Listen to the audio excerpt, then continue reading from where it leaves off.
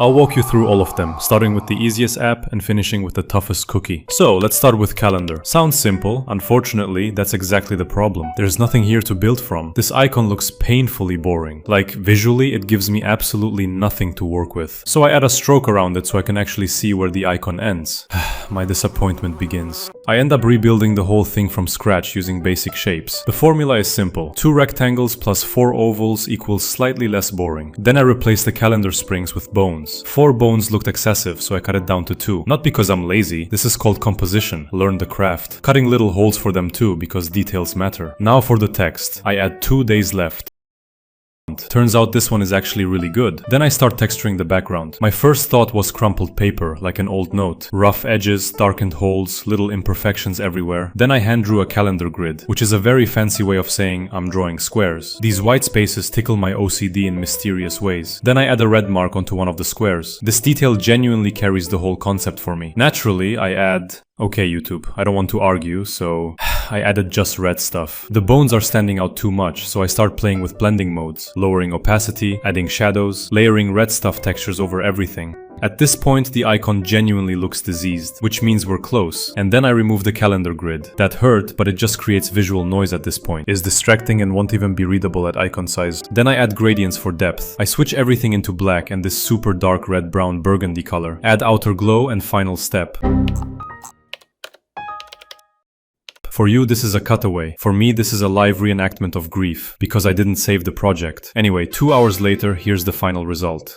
Next icon, find my phone. The concept of icon is pretty clear. It's literally a marker showing someone's exact location. Very convenient for navigation and apparently stalking. I built from that. Instead of a location pin, a red marker. Then I added shoe prints. Honestly, this version already looked pretty spooky, but then I want to try a second idea. I add a human silhouette inside the circle. This random default guy looked right on the money. Then I place a sniper scope overlay on top. And yeah, the Find My app feels a lot less friendly. Let's move on. We still have 6 icons ahead. Next, camera. I immediately get an idea. To replace the lens with a human eye, which sounds simple at first. Very dangerous sentence. I start adding skin textures, then eyelids. Cutting out the eye and dragging it onto the icon. Already feels promising. I scale it up and decide to work on the upper eyelids using warp to pull the corners into shape and make it fit naturally. Then I increase brightness to match the eyelids with the skin tone. Moving on to the lower eyelid. Layering everything together and cleaning the rough edges. And while making this, I genuinely had no clue if the final result would work. But I'm always in favor of first do, then think. I texture the skin more to make it feel alive, which is ironic because the purple tones and eye bags suggest the exact opposite. After that, I start experimenting with the white part of the eye, adding broken blood vessels. I wanted this icon to look sleep deprived too. Then I changed the iris color to red, but still it doesn't look scary enough because it's not real enough. So I rolled back a little, used the standard camera icon, removed the lens and placed an actual eyeball inside. The skin textured icon stays because I still believe in that part. I bring back the red stuff vessels and once again turn the iris red, using blending masks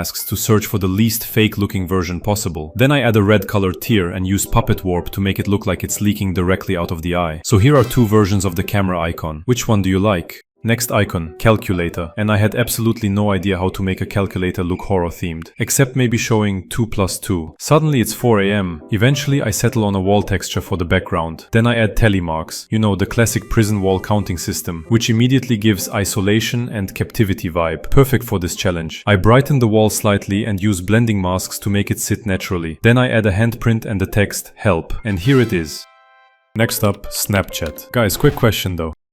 Why their logo looks like it's made to appeal to us 6-year-olds? Honestly, the concept was immediately obvious. The app icon already has a ghost, so we're just leaning into that. I split the icon colors, black on the left, red on the right, with a gradient transition. Then I separate the ghost outline and reverse the colors there too. The ghost still looks way too friendly though. Naturally, I decided to give him a crazy face, cutting out eyes and layering them onto the logo. The smile that is worth 1,000 dentist-related words. Enamel, cavity, gingivitis. So now we add details. Then I added red stuff flowing along the ghost and remove the watermark. You know, that little thing that's supposed to assert ownership, protect in court, and deter unauthorized use.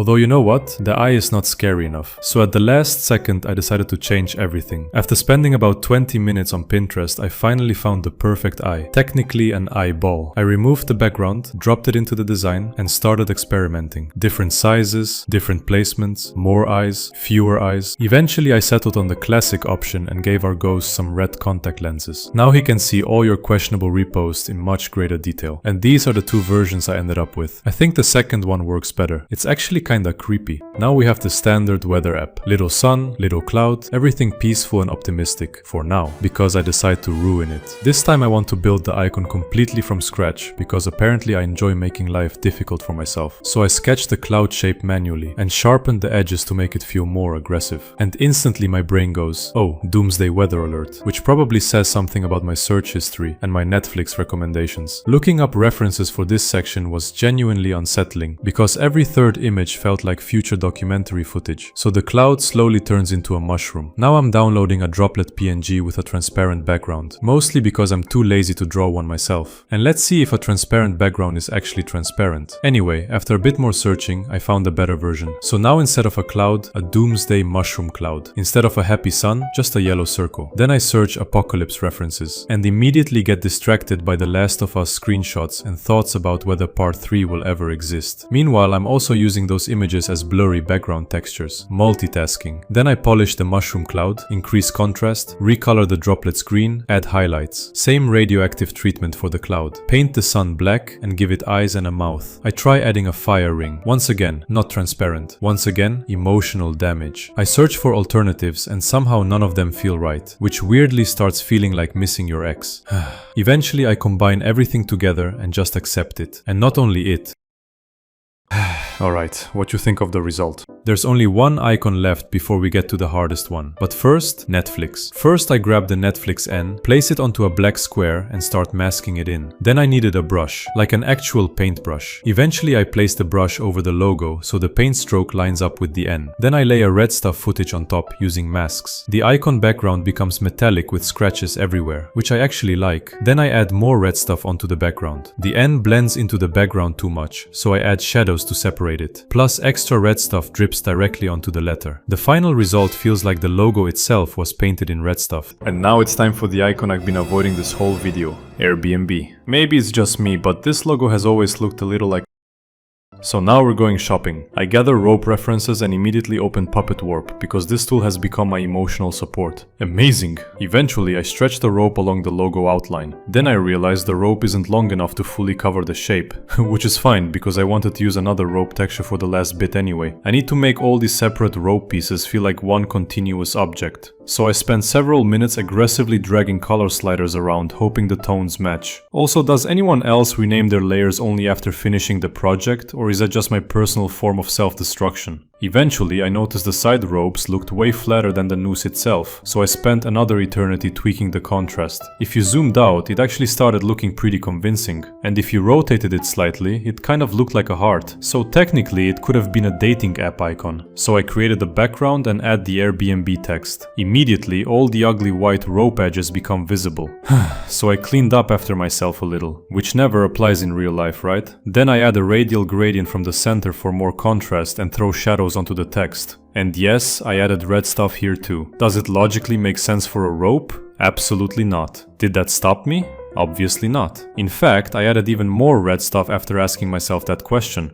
But the real issue is that everything visually blends together too much. So I changed the background color and adjusted the gradients to create more contrast. Brightest color in the center, darker tones toward the edges, darkest shadows around the corners for depth. Okay, now I actually like the final result. And there we go, 8 horror themed icons. Let me know which you like the most. That's it.